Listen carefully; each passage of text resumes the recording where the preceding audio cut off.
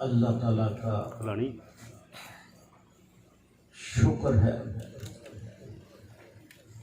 کہ اس نے ہماری زندگی میں شب معراج سبحان اللہ برکتوں والی رحمتوں والی اور یہ ایک ایسا خوبصورت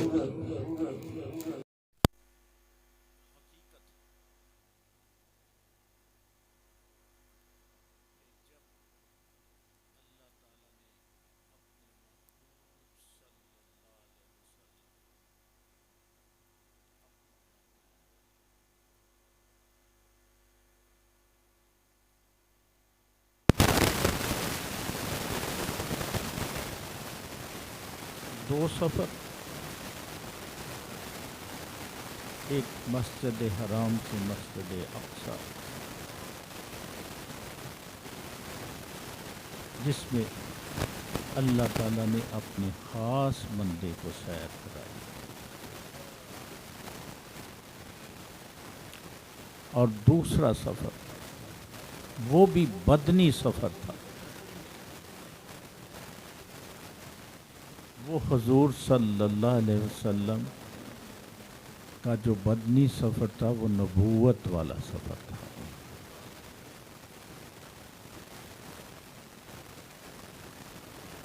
تمام حجاب ہٹا دیے گئے،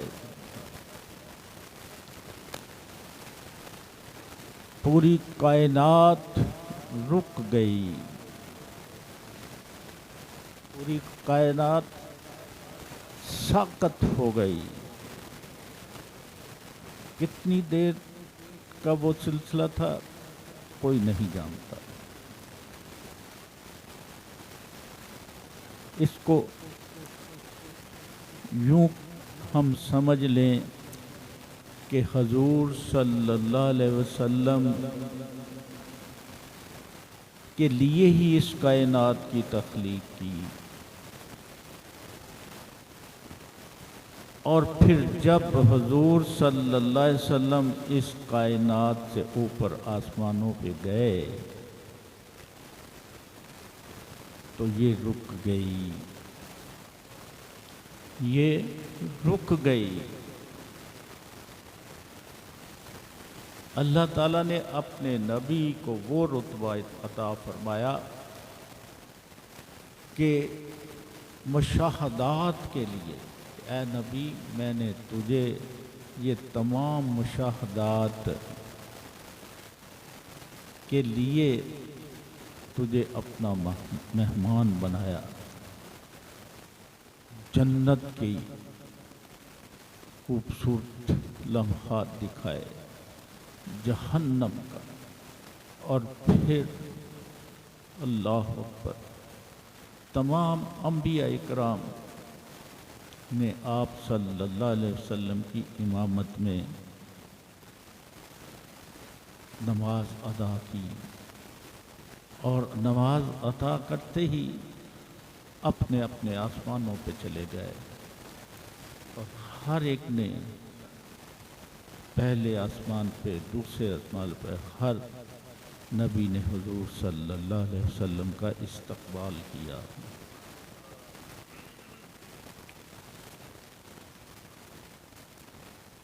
اللہ تعالیٰ نے ستاروں کے جھمگھٹ، کہکشائیں، یہ سب حضور صلی اللہ علیہ وسلم کی استقبال کے لیے ان کو عام حالات سے زیادہ منور کر دیا۔ روشنیاں بکھر گئی، خوشبوئیں بکھر گئی، اللہ اکبر۔ اور پھر وہ کیا سما ہوگا، حضور صلی اللہ علیہ وسلم جب سدرۃ المنتہی، لا مقام، جہاں جبریل بھی نہیں جا سکتا، اللہ اکبر، اس لا مقام پہ اپنے محبوب کو بھی وہ سارا سلسلہ دکھایا، اور آپ صلی اللہ علیہ وسلم کی عظمت دیکھیں کہ آپ نے جب وہاں پہ سدرۃ المنتہا پہ پہنچے تو اپنے جوتے اتارنے کی، نالین مبارک اتارنے کی کوشش کی، لیکن اللہ تعالیٰ نے منع فرمایا۔ اللہ تعالیٰ نے فرمایا کہ یہ تو ترستے ہیں آپ کے نالین مبارک کو چومنے کے لیے، آپ کے نالین مبارک کو چومنے کے لیے ترستے ہیں۔ پھر کہا، کیا کہا؟ اے محبوب اور قریب آ جا، اور قریب آ جا، اور قریب آ جا، یہاں تک کہ قاب قوس ہے۔ یہ جو ہماری یہ دونوں آپس میں ملتے ہیں، اتنا بھی فاصلہ تھا، اتنا ہی فاصلہ تھا۔ اور پھر اللہ تعالیٰ نے اپنے محبوب کی عاجزی دی، اپنے محبوب صلی اللہ علیہ وسلم کی عاجزی دیکھ کے پھر آپ کو انعام و اکرام سے نوازا، جو امت کے لیے مانگا وہی عطا فرمایا۔ 50 نمازوں کی بجائے 5 نمازیں اور 6 مہینے کے روزوں کی بجائے 1 مہینے کے روزے عطا فرما دیے، اور فرمایا اے محبوب یہ 5 نمازیں ان 50 نمازوں کا ہی ثواب ہوگا اگر 5 نمازیں تیری امت پڑھ لے گی، اور اگر 1 مہینے کے روزے رکھ لے گی تو تجھے تیری امت کو 6 ماہ کے روزوں کا ہی اجر ملے گا۔ دیکھیں، جب ساقط ہو گئی ساری چیز، آپ صلی اللہ علیہ وسلم معراج سے جب واپس آئے، اللہ اکبر، تو وہ جو کنڈی تھی وہ ہل رہی تھی، پانی اسی طرح بہہ رہا تھا۔ اللہ اکبر۔ اور جب آپ نے اپنے اس واقعہ کا اپنے ارد گرد کے لوگوں سے ذکر کیا تو اس میں ابو جہل بھی تھا، اس نے مذاق اڑایا، دیکھو یہ کیسے ہو سکتا ہے؟ چلیں بھی آج تو ہمارے پاس حضور صلی اللہ علیہ وسلم کی کمزوری آ گئی، آج ہم چلتے ہیں تصدیق کرانے کے لیے، تصدیق کرانے کے لیے بلکہ مذاق اڑانے کے لیے ہم چلتے ہیں۔ آئے سیدھے حضرت ابوبکر صدیق رضی اللہ تعالیٰ عنہ کے پاس، کہنے لگے کہ بھئی آج تیرے یار نے تو عجیب ڈرامہ رچا دیا ہے، یہ ممکن ہی نہیں ہے۔ اللہ اکبر۔ تو حضرت ابو صدیق رضی اللہ تعالیٰ عنہ نے فرمایا، کیا یہ میرے آقا نے فرمایا ہے؟ ایک مرتبہ پوچھا، دوسری مرتبہ پوچھا کیا یہ میرے آقا نے فرمایا ہے؟ تیسری مرتبہ پوچھا کیا میرے آقا نے فرمایا؟ تو انہوں نے کہا ہاں۔ تو آپ نے حضرت ابوبکر صدیق رضی اللہ تعالیٰ نے تصدیق کی کہ اگر میرے آقا نے فرمایا ہے تو یہ سچ ہے، اس میں کوئی شک کی گنجائش ہی نہیں ہے، اس میں کوئی شک کی گنجائش نہیں ہے۔ اور پھر وہ سوال کرنے لگے کہ چلیں ہم یہ مان لیتے ہیں کہ آپ نے ہمیں یہ بتائیں کہ جو مسجد اقصیٰ کے کتنے پلر ہیں، یہ سارا سلسلہ ہے۔ تو اب انسان جب جاتا ہے تو یہ پلر تو نہیں گنتا نا۔ اسی وقت اللہ تعالیٰ نے کیا اپنا سلسلہ دکھایا کہ آپ کے سامنے مسجد اقصیٰ کا تمام نقشہ آپ کی آنکھوں کے سامنے آ گیا۔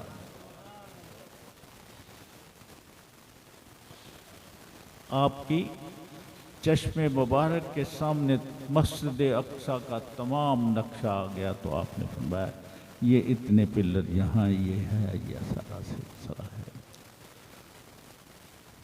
اللہ اکبر۔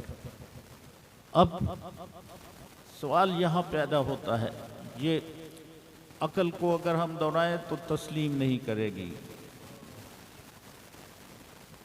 لیکن عقل سے آگے جو ہے وہ تقویٰ ہے، وہ تقویٰ ہے۔ جہاں عقل کام کرنا چھوڑ دیتی ہے وہاں توکل چلتا ہے۔ یہ توکل جو ہے یہی انسان کو پکا ایمان والا بنا دیتا ہے، کیوں جب وہ کہتا ہے کہ میرے اللہ نے ہی مجھے پیدا کیا ہے، اس نے جو میرا رزق تھا وہ مقرر کر دیا، وہ مجھے ملے گا، کسی بھی صورت ملے گا، لیکن ساتھ ساتھ یہ نہیں کہا کہ تم بیٹھ کے کھاؤ، محنت کرو، نکلو رزق کی تلاش میں نکلو، رزق کی تلاش میں نکلو، میں تجھے رزق عطا فرماؤں گا، اور جو کچھ میں نے تیرے نصیب میں لکھا ہے وہ ملے گا۔ اب ہم پریشان ہو جاتے ہیں کہ بھئی آج دہاڑی نہیں لگی، کیا بنے گا؟ لیکن وہاں پہ جب توکل یہ کہتا ہے کہ کوئی بات نہیں، میرا اللہ نے اگر آج میرا رزق نہیں تھا تو کوئی بات نہیں، میں تو اس پہ صبر کروں گا، میں تو اس پہ صبر کروں گا، اگر میرا مولا مجھے بھوکا رکھ کے راضی ہے تو یہ میری خوش نصیبی ہے کہ وہ مجھے یاد تو کر رہا ہے، کہ وہ مجھے یاد تو کر رہا ہے۔ اللہ اکبر۔ یہ ہے توکل، کہ انسان اپنی زندگی کو اس سانچے میں ڈھال لے کہ اللہ ہی ہے جو ہمارا نگہبان ہے، اور حضور صلی اللہ علیہ وسلم کی رسالت پہ ایمان لانا ہی ایک مومن کی نشانی ہے۔ توحید اور رسالت کو الگ الگ کیا نہیں جا سکتا۔ اللہ تعالیٰ نے تو بڑا کھول کے بیان کر دیا، وہ کہتا ہے کہ میں نے تمہارے لیے حضور صلی اللہ علیہ وسلم کو رحمت عالم بنا کے بھیجا، رحمت عالم، اور خود رب عالم، تمام عالموں کا رب، اور اپنے محبوب کو رحمت عالم بنایا۔ کتنی خوبصورت اللہ تعالیٰ نے تقسیم فرمائی۔ پھر کہتا ہے کہ میں خزانوں کا مالک ہوں، لیکن یہ خزانے محبوب سارے تیرے لیے ہیں، تجھے میں نے اس کو تقسیم کرنے کے لیے قاسم بنا دیا۔ اللہ سبحان اللہ۔ علامہ صاحب تشریف لے آئے ہیں، انشاءاللہ ان سے قبل تلاوت قرآن پاک ہوگی۔